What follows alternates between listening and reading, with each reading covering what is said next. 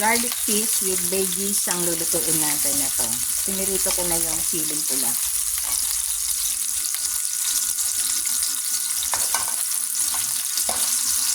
Sunod natin yung talong.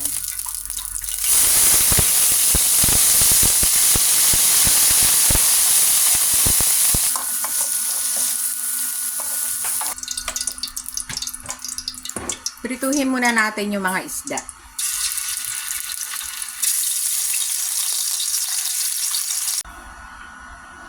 Naprito na yung isda, magigisa na tayo ng luya.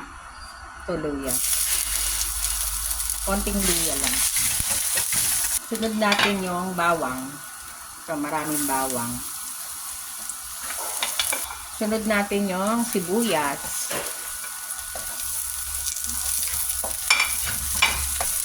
Lagay na natin yung siling pula.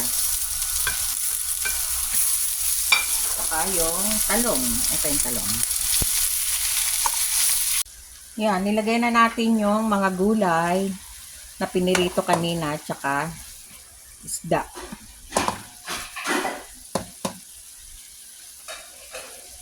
Yan, luto na.